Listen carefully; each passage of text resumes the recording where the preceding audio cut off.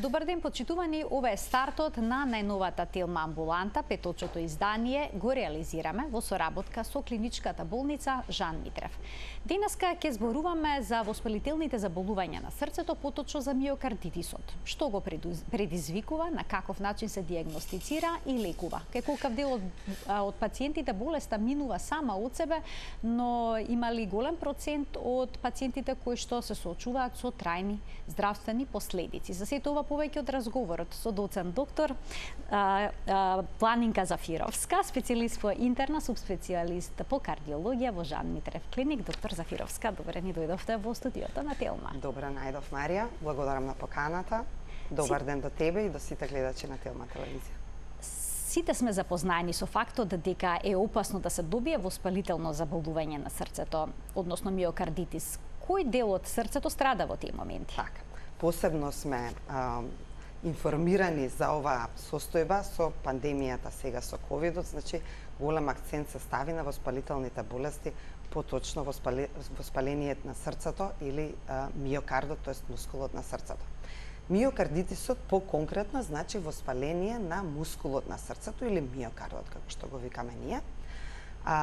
Болеста може да варира од една комплетно асимптоматска состојба до потешка клиничка слика, еден фулминантен, значи брзо прогресивен миокардит кој што се развива во срцева слабост, кој што може да биде придружен со малигни аритми и кој што може да заврши фатално.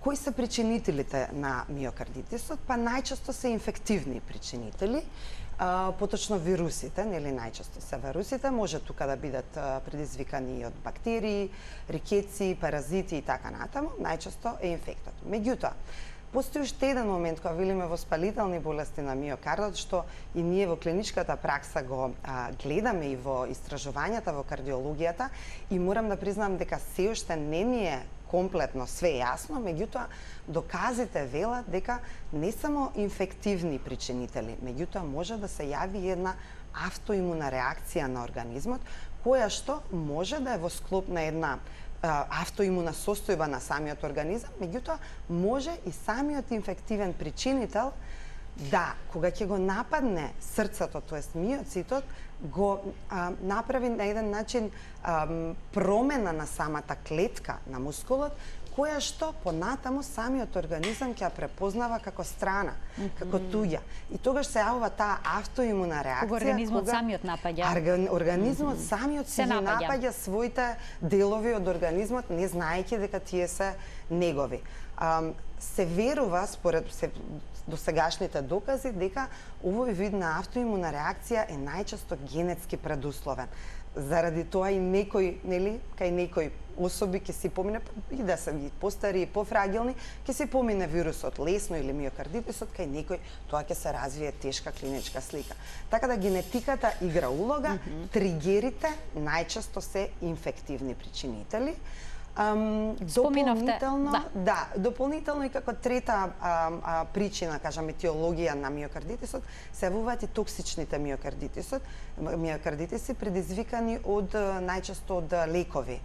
Тука се цитостатиците, сега се многу актуелни, има една цела голема област во кардиологијата која што се развива, кардиоонкологија, која што ги изучува ефектите на цитостатиците на срцето и на срцевиот мускул. Понатаму други лекови, тука и антибиотиците, за жаливе да спомнам, да секој пат помислиме, ка може и антибиотик обичен, кој што кај нас е секој дневје, за жал, може да предизвика токсичен миокардит, други ефекти на радиација и така натаму. Може и убоди од некои инсекти, како што се оси, може, апсолутно, пајаци. Да. Пајаци, шкорпи, оси, змија, сето тоа значи може да направи како тригер на една автоимуна реакција на организмот, која што може, зависно како да се, зависно и од третманот, да има различен тек. Така, споменавте сега во пандемијата со SARS-CoV-2, голем дел од пациентите во различна фаза од болеста имале добиено миокардитис, но не само овој вирус, туку И вирусите на грип, предпоставувам, истото може да го предизвикаат. Што е со коксаки вирусите или пак стрептококните инфекции? Многу се плашат од стрептококна инфекција и болест на срцето. Така. Дали е тука поизразен линкот? Значи, по-конкретно миокардитисот кај стрептококните инфекции е поредок. Не се исклучува причина, значи стрептококи и стафилококи, меѓутоа по-конкретно оној страф од стрептококните инфекции е заради развој на ревматска треска или ендокардитиси, што е малце поразлично во однос на миокардитисот. Значи, ревматската треска и ендокардитисот е исто така воспалителна болест на срцето, меѓутоа ги зафаќа валвулите најчесто. Се создаваат вегетации кои што се буквално лепат за валвулите на срцето, кои што знаеме дека се вентили кои што возможуваат проток на крв и тука може да дојде до дисфункција на тие валвули и последователна срцева слабост. Така да тоа е тој страф од стрептококните инфекции, што се однесува до причинителите инфективни за миокардитисот. Значи вирусите се најчести. Кои вируси сега последните истражувања од светската литература велат дека најчести се парвовирусите. B19 парвовируси кои што буквално 50% од популацијата има веќе антигени кон нив. Значи 50% од популација дошла во контакт со парвовирус. Значи тоа може тотално асимптоматска инфекција да биде. Сега кај кој како ќе се развие миокардитис не мора да значи секој кој што има вирус, тука е инфлуенцата, нели инфлуенца А без знаеме. Па и може би 80-90% од популација ги имаат поминато тие вируси, да не кај сите, значи се развија миокардитис, него одредени особи кои што се најверојатно генетски предиспонирани. Херпес вирусите исто така се чести, коксаки вирусот познат. Тие вируси се исто ги плашат пред се родителите кога нивните деца ќе добијат, но дали сите коксаки вируси може да предизвикаат ваков проблем? Не, апсолутно не сите коксаки вируси и дополнително пак ќе апелирам и да има детето коксаки вирус не значи дека ќе развие миокардитис. Значи треба да бидеме keep calm што се вика и да видиме, да консултираме лекар, се разбира и да видиме како ќе се создава ситуацијата кај детето. Како започнува болеста? Како изгледа? Тоа Дали секогаш мора да имаме воспалено грло или диареја, па покачена температура? Не. Не мора да значи, повеќе од 50% од случаевите на миокардитис најчесто не можеме да идентификуваме инфективен причинител. Значи, најчесто нешто што поминало се случило и не можеме актуелно да го идентификуваме како причинител. Така да зависи од ситуацијата, значи како ќе се одвива. Често например, јас сум имала случајно два случаеви кои што развиле миокардитис по млади деца од салмонела. Сега тоа беше јасно докажана салмонела 2 недели претходно имале таква инфекција, нели, која што знаеме салмонелата дава обично тешка клиничка слика со високи температури, со болки во стомакот, со профузни диареи, така да тоа е едно инфективно заболување кое што не може да се промаши, нели, и заради тоа сме идентификувале дека салмонела е причинител на миокардитисот. Меѓутоа инфекции како инфлуенца, па и парвовирусите, значи може само малте не носето да му потече, да не го приметиме ништо дека се случува, а после 2-3 недели или повеќе недели да се развие клиничка слика на миокардитис, значи кој што во случајот најчесто е автоимуна реакција. Како се манифестира? Па има различни клинички презентации, отприлика 3 до 4 клинички презентации. Според поделбата, првата презентација уште го викаат миокардитис сличен на инфаркт. Затоа што се презентира, клиничката слика е многу слична на миокарден инфаркт, малтене не можеме да ги разликуваме. Што се случува? Се случува да пациентот сега последно што има случај, значи буквално се чувствувал супер, не имал претходно никаква ни инфекција, барем колку што се сеќава, одеднаш чувствува градна болка која што се шири према двете раце, силна градна болка према вилицата, типично за инфаркт. Повраќање дополнително, болки во стомакот, значи многу лошо се чувствува, препатување, што е исто карактеристика на инфарктот. Нормално, родителите веднаш го однеле во амбуланта, на клиника, направен електрокардиограм со знаци за инфаркт. Значи многу слично како за инфаркт. направена коронарографија, нели мислејќи дека иако младо детето сепак да се исклучи инфарктот, значи чиста коронарографија, нема запишување на крвните садови, не инфаркт, и после тоа го упатија пациентот на магнетна резонанца на срце, каде што визуализиравме дека станува збор за миокардитис, сериозен миокардитис. Значи, тоа е еден начин на клиничка презентација, бурна, со градна болка и така натаму. Втор начин на клиничка презентација, кој што и почеста, е развој на срцева слабост, кој што може да се случи акутно, да кажам, прогресивно, меѓутоа може и суптилно, постепено да пациентот почна да чувствува некој замор, одеднаш не може скалите да ги качи, постепено да се развива диспнеја, значи глад за воздух, утоци на нозете да се јават и така натаму, значи една клиничка слика за срцева слабост. И кога веќе ќе дојде во амбулантата, значи кај кардиологот, да се направи една анализа, ЕКГ-то може и да не покажува никакви знаци, а на ехокардиографија најчесто гледаме веќе ослабено срце, значи намалена пумпна сила. Третата клиничка презентација кај миокардитисите, и ова е можеби најопасната, кога буквално пациентите немаат никаков симптом, се додека не се случи нагло малигна аритмија.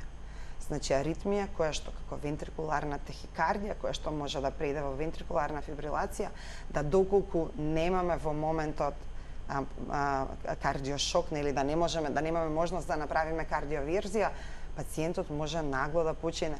И тие се тие случаеви кои што, например, кај спортисти се јавуваат на терен, не ни знае, тие се млади, здрави атлети, силни, поминал некој пат вирусчето асимптоматски оставило една лузна на миокардот на срцето, да после тоа на напор развие малигна аритмија. Затоа велат и миокардитисот може да биде тивка болест. Тивка болест, и таа е најопасната, тоа највеќе се плашиме. Оние фудбалери по терени што ги гледаме, што знаат нагло да паднат, да се срушат, не е смешно, сега се смеам во моментот, меѓутоа среќа последно време имаме нели брза реакција, па ги враќаат назад, го ресторираат нормалниот синус ритам на срцето, и после тоа, до каде сме стигнати со медицината и со кардиологијата поточно, значи ставаат, имплантираат апаратчиња, како батерии и пейсмейкери, кои што ќе бидат како вграден електрошок. И понатаму спортистите продолжуваат да спортуваат, со што ако им се повтори таков вид на аритмија, нели ќе се направи еден внатрешен кардиошок и ќе се врати во нормала ритамот на срцето. Тие се тие благодарни за диагностика, да кажам, наоди, кои што нели понатаму може да превенираат нагла срцева смрт и лош исход. Кардиоваскуларните болести обично се поврзуваат со повозрасната популација, но еве веќе споменавте, млади, здрави лица може да заболат од неа. Може ли новороденче да има миокардитис, бебе? Да. За жал миокардитисот почесто е болест на младата популација. Според некои истражувања, значи доказите од литературата велат дека дури и до 42% од причините за нагла срцева смрт кај млади луѓе, навидом здрави, е миокардитисот. Така и кај бебињата и поточно и децата, значи кај нив обично клиничката слика оди со развој на срцева слабост и дилатативна кардиомиопатија. Дури 40% од децата кои што имаат дилатативна кардиомиопатија или просто кажано проширено и ослабено срце, причината за тоа е миокардитис. Да ги поканим и гледачите да се вклучат во денешната Телма амбуланта. Телефонскиот број почитувани е 02 3076 677. Доцент доктор Планинка Зафировска, специјалист по интерна медицина, субспецијалист по кардиологија во Жан Митрев клиник е во студиото на Телма. Таа ќе даде одговори на сите ваши прашања и дилеми поврзани со воспалителните заболувања на срцето. Кога некој пациент ќе дојде со симптоми кои што укажуваат на ваков проблем, кој што очигледно не секогаш може јасно да се утврди зашто станува збор само од разговор, бидејќи наликува, споменавте, во одредени случаи како инфаркт. Што преземате? Која е првата диагностичка алатка што ја применувате за да проверите дали се работи за тоа или не? Бидејќи јас работам во главном кардиолошка установа и сум кардиолог, нели кога ќе имам пациент со ваков вид на симптоми или тегоби на кои што се поплакува, Прво што правиме, па и верувам и сите лекари, правиме еден физикален преглед, нели, во кој што правиме инспекција на пациентот, нели, најпрво и најважно, нели, 70% од дијагнозата е добро земена анамнеза, земаме добра анамнеза, меѓутоа конкретно во случајот за миокардитис може и да, нели, нема никаква анамнеза посебна, а да има наод. Физикален преглед правиме. Има забрзана работа на срцето повеќето? Да, значи правиме електрокардиограм, каде што на електрокардиограмот можеме да увидиме евентуални проблеми. Значи може да се јават проблеми од типот на промени на СТ сегментот, како инфаркт, нели, како конкретниот случај што го споменат, меѓутоа може да има и неспецифични промени на Т-бранот, може да има забрзана срцева работа, како што рековте. Често се јавуваат екстрасистоли или прескокнувања. Конкретно сега со ковид пандемијата, најчесто пациентите кои што доаѓаат, кои што има некако видна инфламација на срцето, се поплапкуваа на палпитации, ги чувствуваат како прескокнувања. Сега нормално не секоја палпитација и прескокнување значи воспаление, меѓутоа често такви симптоми чувствуваа. Ќе направиме електрокардиограм, меѓутоа неретко може сосема уреден да е електрокардиограмот и обично пристапуваме кон ехокардиографија. Ехокардиографијата е една неинвазивна дијагностичка алатка која што ќе ни даде информации за морфологијата, структурата на срцето и најважно пумпната сила, не само пумпната сила, него и диастолната дисфункција, значи субклиничка систолна дисфункција на срцето. Морам да споменам дека одредени типови на миокардитис и неретко имаат уреден електрокардиограм, уредна ехокардиографија. Што правиме во овие случаеви? Добро е да имаме секаде, нели, барем на западот тоа го практикуваат, да имаме пристап до магнетна резонанца на срце, која што е, да кажеме, еден вид на златен стандард за дијагностика на миокардитисот. Каде е предноста на магнетната резонанца на срце? Значи, прво, тоа е неинвазивна една дијагностика, не користи радијација, значи е релативно безбедна дијагностичка метода, малку трае и цената е обично проблем, меѓутоа добиваме многу прецизни информации за структурата и функцијата на срцето и најважно, што ја нарекуваат виртуелна биопсија, затоа што буквално можеме да визуализираме лузна на срцето. Тоа со обична ехокардиографија не може. И зависно каде се наоѓа лузната, зависно како е манифестирана, можеме да тврдиме дека станува збор за миокардитис. Меѓу другото, не само тоа, зависно наодот на магнет, можеме да тврдиме и да заклучуваме, да кажам, да прогнозираме дали станува збор за лесно воспаление на срцето, значи лесна форма на миокардитис. Има студии кои што велат дека одредени наоди, шеми на магнетот, значи прогнозираат лесна инфекција која што пациентите најчесто се излекуваат од неа.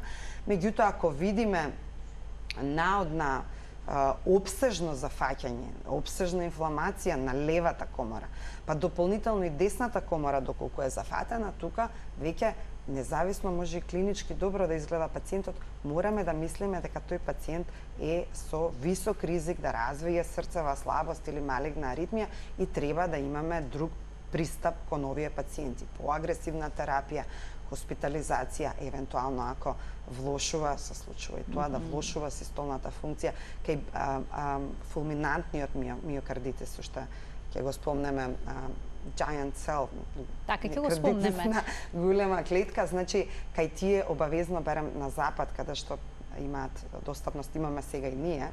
Фала Богу, меѓутоа кога ќе визуализираат такво нешто, кога се сомневаат, прават и ендомиокардна биопсија, значи на срцето, за да го докажат и веднаш овие пациенти биваат ставени на листа за трансплантација, затоа што најчесто лошо поминуваат. Имаме двајца гледачи, ќе ги вклучиме, веднаш потоа ќе ни појасните каков е тој миокардитис джиновска клетка.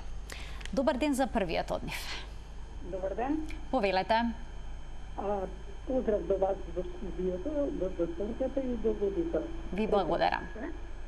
Значи, се поставам две-три кратки прашања. Прво, прашањето ми е дали има поврзаност меѓу со миокардитисот, било какво воспаление пелеки, се повозрастни личности. Само ќе замолам одриже малку погласно, бидејќи нејасно слушам. Значи, дали постои поврзаност помеѓу миокардитисот и внатрешни телесни воспаленија. Внатрешни телесни воспаленија, значи внатрешни воспалителни, добро, процеси.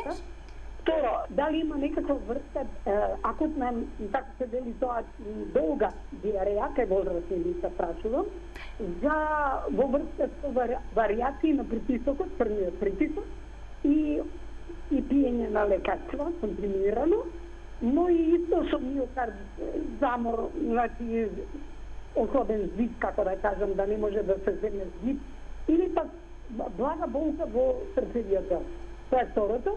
И трето, дали од ревматоиден артрит се варијации постојат во срцето и со крвниот притисок. Ви благодарам. Добро, ви благодарам.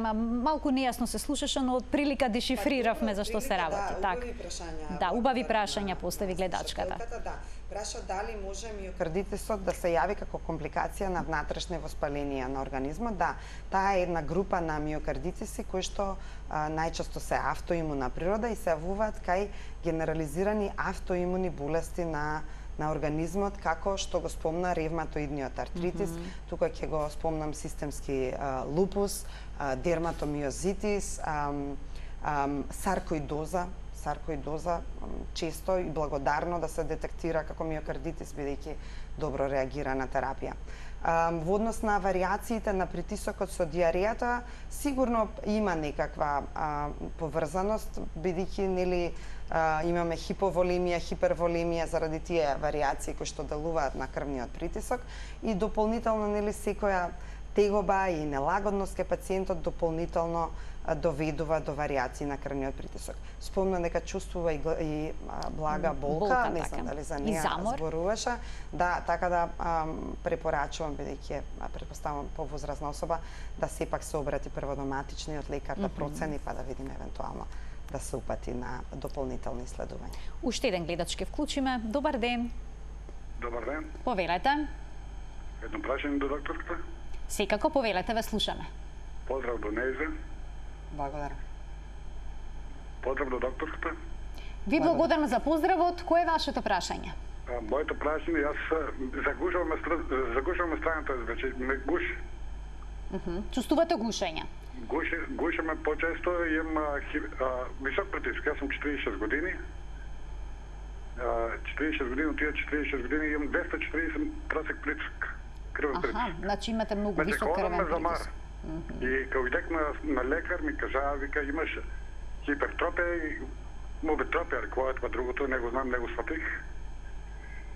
И сега, кога одам се замарам. Дома сум сега, ве гледам и сега морах да се јавам. Така да се јавите и да побарате консултација за вашиот проблем. Ви благодарам за вклучувањето во програма. Висок притисок, доктор Ки, гушење. Да, сериозен проблем, кога што слушнав 46 години има слушател, значи млад слушател со очигледно многу висок крвен притисок и веќе оштетување секундарно на органите, спомна хипертрофија, значи тоа е задебелување на срцевиот мускул кој што се јавува како резултат на оптоварување притисочно, нели повисокиот крвен притисок.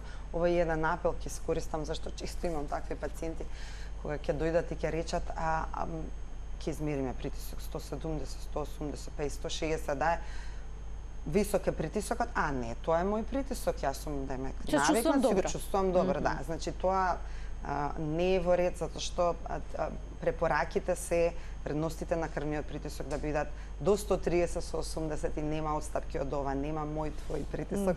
Значи ве молам кога ќе забележите повисоки вредности на крвниот притисок, се настрана од темата за миокардитис, обратете се првен до матичниот лекар, а после тоа евентуално и до кардиолог. Терапија секој пат има, секој пат се наоѓа.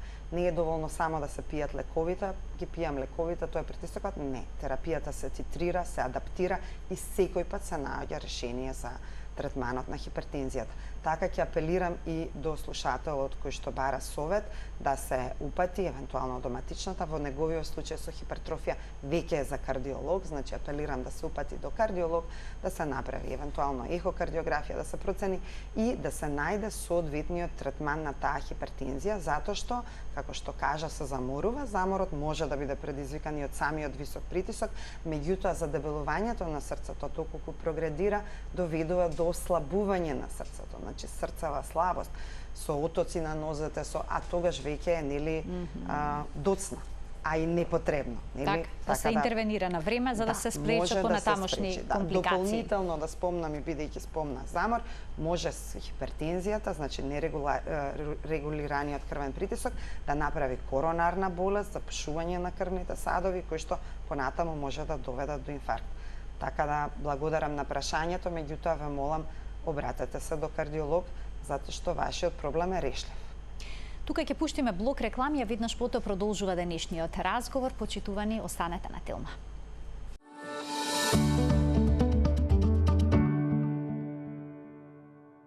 Доцент доктор Планинка Зафировска, специјалист по интерна медицина, субспецијалист по кардиологија во клиничката болница Жан Митрев е наша денешна гостинка во Телма амбуланта. Зборуваме за воспалителните заболувања на срцето, кои што стручно се нарекуваат миокардитис. Докторке, кога кај некој пациент ќе се утврди ова болест, еве со магнетна резонанца ги забележувате промените на срцето кои што укажуваат на воспалителен процес. Дали ке сите нив треба да се направи биопсија за да се утврди што довело до овој проблем? Така, прво само да спомнам, воспалителни болести на срцето може да бидат миокардитис, меѓутоа може и ендокардитис да биде, тоа што го спомнав претходно, значи оштетување и вегетација на валвулите внатрешни. Миокардитисот е конкретно воспалителна болест на мускулот, значи изолирано на миокардот. Што со ендомиокардната биопсија? Значи, таа се смета за златен стандард за диагностика на миокардитот. Значи, за дефинитивно докажување на миокардитис, кој вид на миокардитис и евентуално инфективен причинител може да се идентификува, се смета ендомиокардната биопсија. Меѓутоа, морам да спомнам дека оваа метода веќе се напушта и на Западот. Зашто? Заради тоа што причинува голем процент на компликации. Сега не е тоа исклучок, се препорачува во центри кои што имаат висок волумен, значи стручни, треба прво кардиолог или хирург или радиолог, значи интервентен кој што е точно едуциран и стручен со голем волумен, да точно знае, бидејќи знаете, не секој пат целиот миокард е инфламиран. Него има делови, например кај саркоидозата, само одделни сегменти од миокардот се инфламирани и доколку не се погодат тие сегменти, хистопатолошкиот материјал не е безвреден, нема ништо да добием.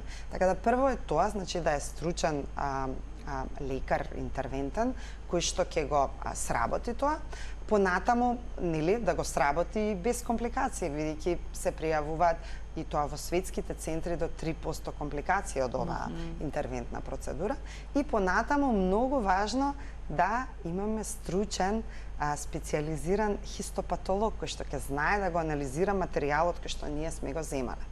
Не, ретко се тие стручни центри кои што можат сето ова на, да кажам, рутински бази да го обавуваат. Например, кај нас во Македонија, колку што ја знам, се уште немаме таква можност, може би се направени неколку биопсии, се направени неколку биопсии една и кај нас, меѓутоа не е станато тоа рутина. А на ваков начин сигурно може да се потврди не, или затоа што не. Постои повторно можноста да не се утврди? Може, до 25% има повторно дискрепанца во наудите и немаме дефинитивни 100% резултати. Поради сето ова и препораките последни кардиолошки, значи препораките се да се прави ендомиокардна биопсија само кај оние пациенти кои што имаат тешка клиничка слика со брзо прогресивен миокардитис и тешка срцова слабост. Зашто? Затоа што сакаат да детектираат кога станува збор за што го спомнавме giant cell или гигантоклеточен миокардитис. Затоа што овој вид на миокардитис има многу полоша прогноза, значи доколку го идентификуваат, веќе овие пациенти биваат веднаш ставени на листа за трансплантација. Значи лоша е прогнозата во тој случај. Да, лоша е прогнозата кај овој вид на миокардитис. Редок или чест е овој гигантска клетка миокардитис? Морам да кажам дека пациентите кои што се презентираат со тешка клиничка форма, со брзо прогресивен миокардитис, кој што лошо завршува, кај нас имаме неколку такви случаеви кои што за жал не сме ги докажале дека е гигантоклеточен заради недостаток на ендомиокардна биопсија, најчесто лошо завршуваат и се ставаат на листа за трансплантација или се планираат за механичка потпора, како елвади, знаеме сега имаме механички срце елвад, екмото тука може да игра голема улога. Интересни податоци се од стручните центри во Америка да овие пациенти со тежок фулминантен миокардитис, кога ќе проценат, ги ставаат на екмо. Тоа е за гледачите или машина која што представува всушност екстракорпорална циркулација, кога една машина го заменува срцето и се чека додека да се одмори, додека стивне воспалението на срцето.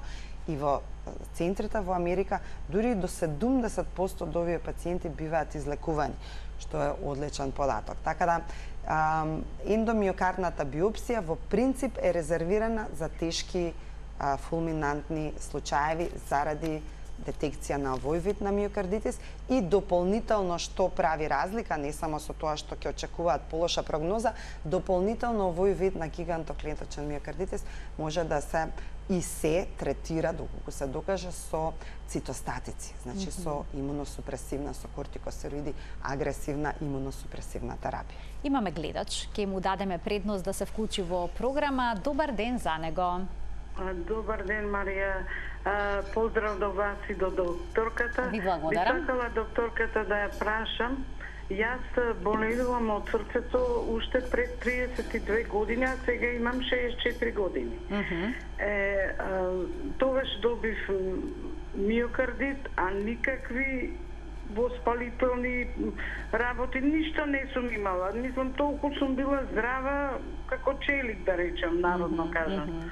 И одеднаш, после пораѓај на детето, детево ми немаше ни година дена, јас нагло, не знам што ми се случи, одеднаш не можам ни да одам, да се движам, детево не можев да го држам, а бебе, и одам на интернет, и докторот ми дава лекарства, и сега јас се мислам дека тогаш миокардит, дека сум прележала, и после кратко време па почна и притисок да ми се качува и ракна дојка и ред други работи, меѓутоа за срцето сакам да кажам дека мислам дека тогаш миокардит прележав. Скоро правев коронарографија на клиника кај Спировски, докторот на кардиологија, и он ми рече добри ми биле овие, како се вика... Резултатите?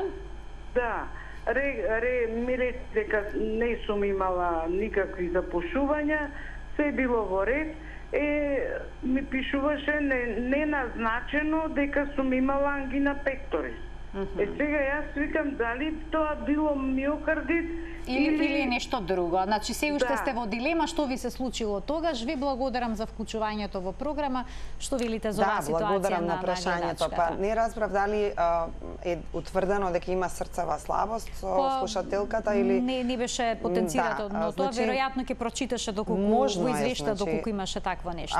Ако има падна ежекционата фракција на ехокардиограмот, значи доколку има симптоми и знаци за срцева слабост, може и самата хипертензија да биде причина, може да има други причинители, а може и кој што се сомнева да станува збор за миокардитис. Меѓутоа тоа најдобро ќе треба со нејзиниот кардиолог да го расчисти. Постојат методи, постојат опции. За жал, се уште сме ограничени со употребата на магнетна резонанца на срце, еве во Жан Митрев клиника ја има, меѓутоа не секаде, меѓутоа има знаци ехокардиографија, параметри кои што од крвта се испитуваат, постои параметар тука БМП кој што ќе го споменам, кој што знае да се елевира кај срцева слабост, така да се утврди точно за што станува збор. Не е исклучена можноста да имала миокардитис, дополнително па и не се исклучува доколку има срцева слабост да станува збори за постпартална кардиомиопатија, значи постпартална после раѓање некоја срцева слабост која што се јавила. Јас советувам слушателката да се консултира со кардиологот евентуално за подетална евалуација. Обично колку време е потребно за да пројде миокардитисот? Дали е секогаш потребно лекување? Доколку е во блага форма, може ли да пројде болеста сама од себе? Од што зависи дали ќе остави трајни последици или не? Мислам дека зависи од генетиката највеќе. Веќе го спомнав тоа, така видовме и со ковидот. Најверојатно генетиката игра главна улога и секако добриот и навремен третман. Да, може да трае кратко, може да биде асимптоматски, како што кажавме, може и да има клиничка слика посериозна, а набргу да дојде до опоравување, значи буквално да се смири први инфектот, доколку е инфект во прашање, или воспалителната реакција да се смири и понатамо да не остави никакви последици. Кои се препораките сега зависни од тежината на клиничката слика, меѓутоа најчесто гледаме да пациентите во тој период кога се во акутна, субакутна фаза, што е до 3 месеци, ги најпрво поштедиме од физичка активност. Значи спорт, потешка физичка активност е забранета. Не да лежат на кауч како болни, меѓутоа движење, пешачење, да, поизразена физичка активност, значи пулсот обично да не се крене над 130 удари во минута. И дополнително, доколку има простор, барем јас на моите пациенти, зависно од тежината на миокардитисот, секој пат гледам да им дадам некои лекови за срцева слабост, да ги заштитам од типот на бета-блокатори и евентуално, доколку има почетно структурно нарушување на срцето, да им додадам АКЕ инхибитор, нели, за да го заштитам срцето. До 6 месеци се препорачува да нема физичка активност, значи пациентот може обично поминуваат тегобите доколку е градна болка и така натаму, тоа поминува брзо за неколку дена, доколку е срцева слабост во прашање, зависи од текот, од тежината на клиничката слика, од третманот, како ќе се движи. До 6 месеци гледаме да ги следиме со терапија и да немаат никаква физичка активност. Обично се прават магнетна резонанца на срце, нели, која што многу ни помага во случај да видиме колку е изразен. Колку контролни прегледи со магнетна резонанца се потребни во овој случај? Да, точно. Значи, ни треба еден иницијален преглед за да видиме доколку дијагнозата е дефинитивна на магнетот, онда обично за 3 месеци после тоа препорачуваме уште еден магнет. Може да се случи да во акутната фаза не ги имаме сите, да кажам, комплетни промени на срцето, па онда препорачуваме по 6 недели, по 4 недели, зависно како ќе се одвива клиничката слика, да направиме контролна магнетна резонанца. Во принцип, па и од нашиве искуства во Жан Митрев клиника, до година дена пациентите им препорачуваме да се мирни, ги следиме на ехо, да не расшири срцето, зборувам за оние видови форми на миокардитис кои што нема да направат срцева слабост, значи ги следиме до година дена, евентуално терапија, а после година дена, нели, доколку немало развој на посериозни симптоми како аритми или развој на срцева слабост, онда најчесто се враќаат во нормалниот живот, најчесто можат и да спортуваат и така. Тоа уште е една, да кажам, грей зон во кардиологијата, спортската медицина, конкретно затоа што меѓу овие, нели, има и атлети кои што се атлети кои што вредат илјадници, стотици, илјадници евра и доколку, нели, имале миокардитис, како понатаму ќе го стопираме, ќе му ја скратиме кариерата. Тоа се, да, сепак се прават проценки со тимови, специализирани хард тимови, кои што со лекар од спортска медицина, кои што ќе процени како ќе се одвива, да. А има ли миокардитиси што се повторуваат, повторувачки? Верувам дека има, морам да признам, не сум сигурна, меѓутоа да, верувам дека има. Јас конкретно значи може повеќе од еднаш да се добие? Да, јас конкретно не сум имала пациент со повторувачки миокардитис, меѓутоа може да има хроничен миокардитис, значи хронична форма на миокардитис, тоа се и тие форми што ги има, нели, може да биде акутна презентација со инфект во моментот, кој што трае обично 2-3 недели и после тоа поминува понатаму, или евентуално да се јави хроничен миокардитис, кој што ќе биде со перзистирачка инфламација и обично овие форми на миокардитис се малце потешки понатаму за менеджмент, имаат посериозен тек. И постои уште една форма, тоа е поранешен миокардитис, што често на магнет го гледаме. Значи, сме имале случаеви, ќе дојде пациент, имав јас инфаркт и така натаму, правиме магнет, гледаме лузната, не било инфаркт, бил миокардитис, тие се значи поранешен миокардитис, лузна на срцето која што зависно каде се наоѓа, колку е обсежна, како понатаму ќе се развива. Докторке, вие имате европски сертификат за работа со оваа метода. Наскоро во Жан Митрев клиник се одржи еден курс, обука за работа со магнетна резонанца. Ќе гостуваат исто еминентни имиња од оваа област. Може да ни дадете неколку информации. Горда и возбудена за овој за мене голем настан кој што ќе се, а и верувам и за кардиологијата во Македонија, кој што ќе се одвива следната недела. Значи да, јас Европа, еве поконкретно Европското здружение за кардиологија за сите овие методи има точни препораки и насоки како треба да се заврши едукацијата и секако испити кои што треба се положат за да може нели понатаму тој лекар да практикува работа со оваа метода. Ја конкретно сум сертифициран од Европското здружение за кардиоваскуларен имиджинг за работа со магнетна резонанца на срце, имам левел 2 сертификат. Следнава недела ќе се одржува курс, ова ќе биде значи базично ниво, левел 1, ниво 1 за курс кој што ќе биде акредитиран од Европското здружение за кардиоваскуларен имиджинг и на голема среќа моја ќе имаме реномирани предавачи од областа на кардиологија и магнетна резонанца на срце, како професор доктор Кјара Бучарели Дучи, која што е воедно и моменталниот председател на Сдруженијето за магнетна резонанца на срце и професор доктор Робин Највелт, кој што е мој ментор дополнително, тој е подпредседател на Европското здружение за кардиоваскуларен имиджинг. Така да обуката ќе биде обавена во Жан Митрев клиника, организацијата е со Македонското кардиолошко здружение и групата за имиджинг. Ќе имаме партиципанти, кардиолози, радиолози кои што ќе се запознаат со оваа метода и целта е секако да најде поширока примена и потреба кај нас, бидејќи веќе на запад магнетот наоѓа секојдневна примена во буквално скоро сите патологии во кардиологијата. Докторке, ви благодарам за вашето денешно гостување во Телма амбуланта и за исцрпните појаснувања поврзани со воспалението на срцевиот мускул, болест позната како миокардитис. Ви благодарам на вас, благодарам на слушателите.